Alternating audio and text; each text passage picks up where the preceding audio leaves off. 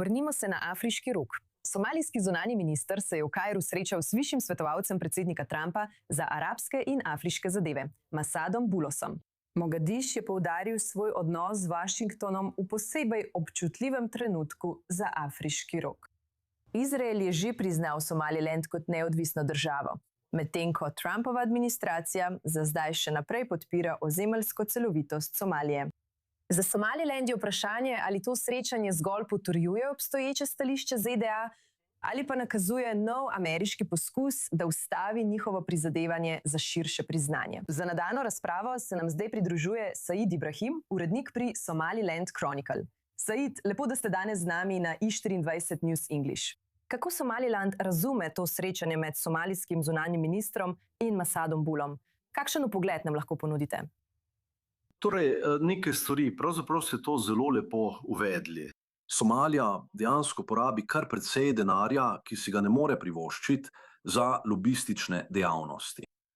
In kolikor je gospod Boulos pomemben, žal ni Marco Rubio, in to je najvišji uradnik v Washingtonu, ki ga somalijska vlada dejansko lahko, veste, skoraj da zasede, bi rekel, na robu kakšnega srečanja. Tako da je iskreno rečeno to bolj priložnost za fotografiranje, kot pa kaj vsebinskega. Zdaj, če poskušamo oceniti, kje pravzaprav je Somalija v očeh Združenih držav Amerike, predvsem pa predsednika Trumpa, on je dejansko uporabil, veste, določene izraze, ki žal vključujejo to, da je to četrtosvetna država, da to sploh ni država. Torej, kaj se trenutno dogaja? Vir financiranja za Somalijo, tako v smislu pomoči, kot financiranja mirovnih sil, kjer so Združene države Amerike največji donator, je dejansko v celoti ustavljen.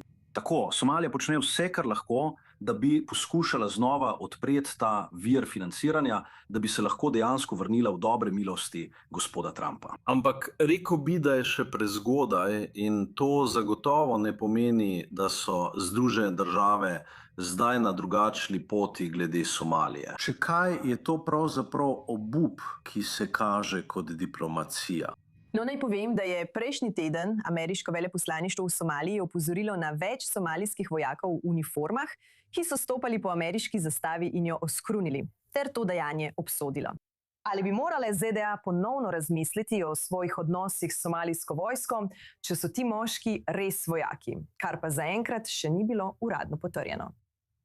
Pravzaprav je bilo somalijsko ministrstvo za obrambo je v bistvu poskušalo omejiti škodo in sporočilo, da je zaprlo 4 vojake, to je bilo medtem potrjeno. 2 izmed njih sta dejansko mladoletna, stara, mislim, da 15 ali 16 let.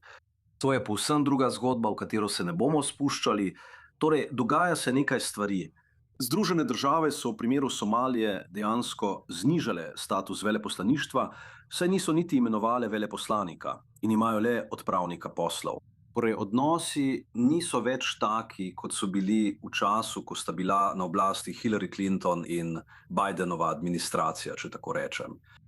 Gospod Trump je na srečo ugotovil, da je primer Somalije precej brezupen in da vlaganje nekaj milijonov dolarjev davkoplačevalskega denarja ni bilo vzdržno. Zdaj, tisti incident, ko so vojaki stopili na ameriško zastavo, to se je zgodilo prav takrat, ko so ZDA napovedale, da bodo umaknile financiranje mirovne misije Afriške unije. Približno 12.000 tujih vojakov iz Etiopije, Ugande in Burundija je nameščenih v Mogadišu in različnih delih Somalije, da bi preprečili, da bi Al-Shabaab prevzel nadzor. In takoj, ko je ta novica postala javna, je bil odziv prav takšno dejanje, kot je stopanje po ameriški zastavi. Torej, če gledamo naprej, ko gre za to, kaj bi Somaliland želel od Združenih držav, ali bi Somaliland sprejel kakršnokoli večje ameriško varnostno partnerstvo brez uradnega priznanja?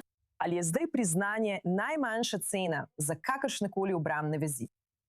Odvisno je. In spet to je zelo zanimivo vprašanje, ker je Izrael dejansko dvignil vložek.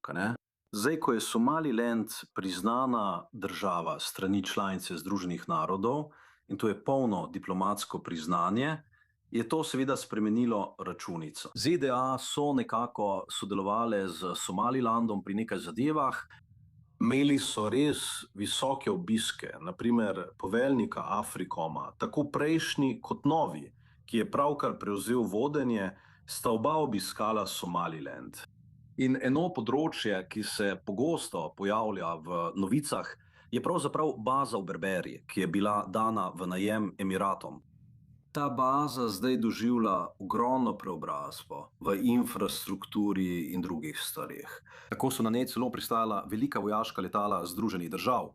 Nekateri so rekli, da so testirali vzletno pristajalno stezo. Veliko teh stvari seveda ni v javni domeni, ampak vsi vidimo fotografije, tako da ostaja neznano, kdaj bi Somaliland rekel: v redu, sprejeli bomo neko vrsto partnerstva z Združenimi državami. In ponovno ne pozabite, Hutiji zdaj grozijo, da bodo zaprli Bab el-Mandeb, kar v bistvu učinkovito zaduši velik delež svetovne trgovine. Torej, mislim, da je to zanimivo vprašanje in res bi zelo rad vedel, kako vlada to vidi. Javnosti mislim, da bo to nekoliko težko prodati. Spet, ker je zdaj Somaliland priznana država in prvo vprašanje, ki ga bodo postavili, je, kaj bomo dobili v zameno, če dejansko prevzamemo varnostno partnerstvo, ki bolj koristi Združenim državam kot Somalilandu. Tako da bomo videli, kako se bo to odvijalo. Vsekakor bomo. Said Ibrahim, urednik Somaliland Chronicle. Najlepša hvala, da ste bili z nami na i24 News English. Cenimo to. Ostajamo na Afriškem rogu. Saj se zdi, da se somalsko piratstvo vrača. 7 domnevnih piratov naj bi zaseglo tanker Asana pod tanzanijsko zastavo, potem ko je odplul iz jemenskega pristanišča Mukala, nato pa so ga usmerili čez Adenski zaliv proti Portlandu. Verjame se, da je plovilo zdaj zadržano pri Kaluli v severovzhodni somalijski regiji Bari. Še vedno ni jasno, koliko članov posadke je na krovu, katere narodnosti so ali je bil kdo poškodovan.